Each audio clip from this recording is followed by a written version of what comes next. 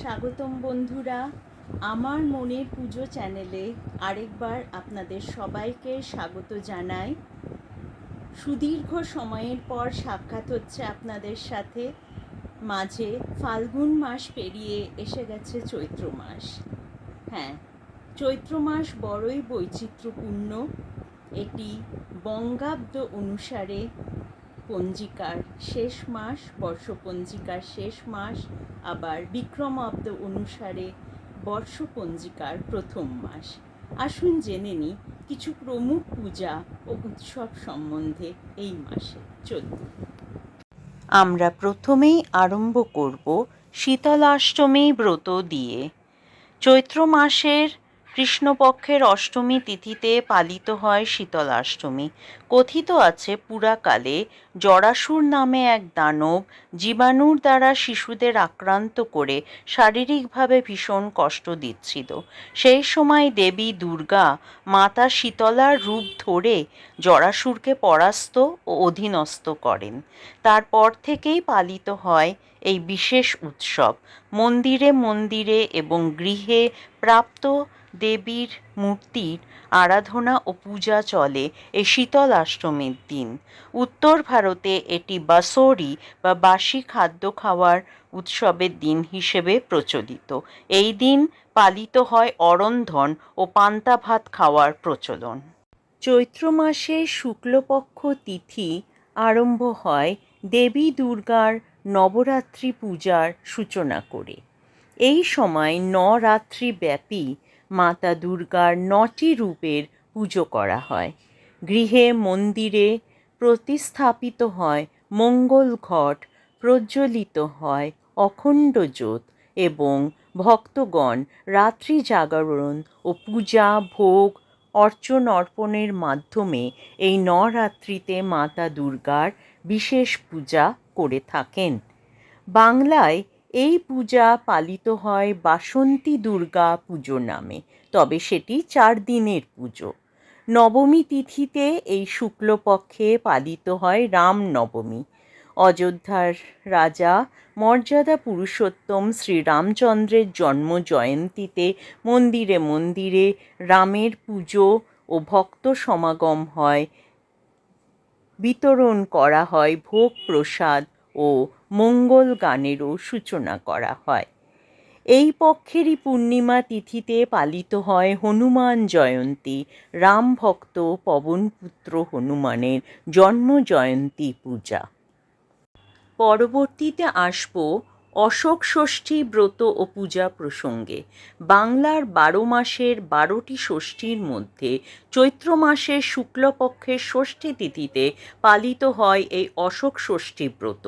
সন্তানের জীবন থেকে রোগ শোক ও সন্তাপ দূরীকরণের জন্যই মাতারা এই পূজা করে থাকেন।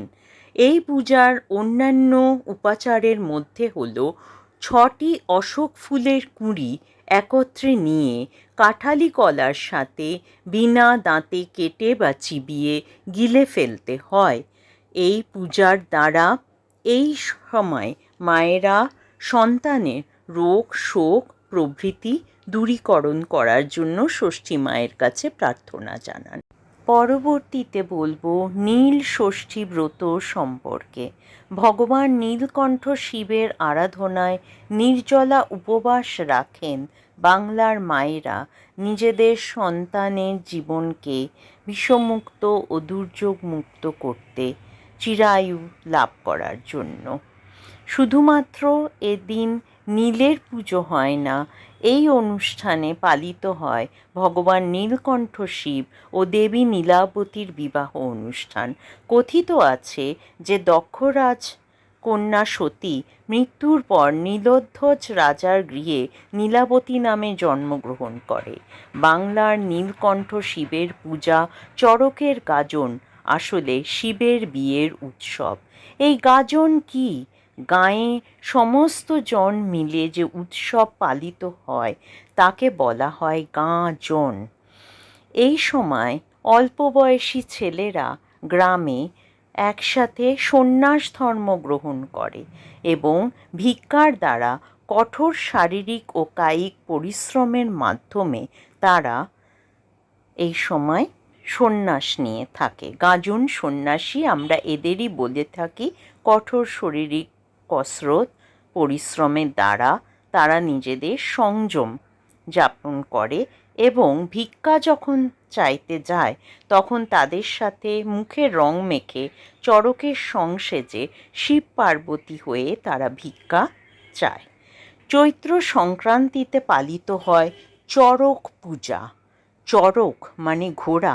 চড়ক গাছের ডালের থেকে এই বাঁশের পোল বেঁধে 3 পাক ঘোড়াকেই চড়কের প্রমুখ অনুষ্ঠান হিসেবে মানা হয়, প্রমুখ শারীরিক কসরত হিসেবে মানা হয়। এছাড়াও থাকে নানান রকমের কসরত, যেমন ঝাঁপান, তরোয়াল যুদ্ধ, লাঠি খেলা ইত্যাদি। সব মিলিয়ে এ এক লোকাচারের পুণ্যায়। শুনতে পাচ্ছেন নিশ্চয়ই, ঢাকের বাদ্যি বা কুরকুরের বাদ্যি বেজেই চলেছে। চড়ক সন্ন্যাসীরা নেমে পড়েছে রাস্তায়। আর দেরি নয়, চলুন কথায় ফিরে যায়। দেখতে দেখতে শেষ হয়ে গেল একটি ঋতুচক্র। গ্রীষ্ম থেকে শুরু, বসন্তই শেষ, মাঝে 6টি ঋতু। আর এখন তো মন উন্মুখ উৎসবের মাঝে বরণ করে নেওয়া নতুন বর্ষকে, নববর্ষকে। আগত দিন এবং নতুন বর্ষ আপনাদের সবার কাছে আনন্দময়, মঙ্গলময় হয়ে উঠুক। আজ এই পর্যন্তই। ভালো থাকবেন। নমস্কার।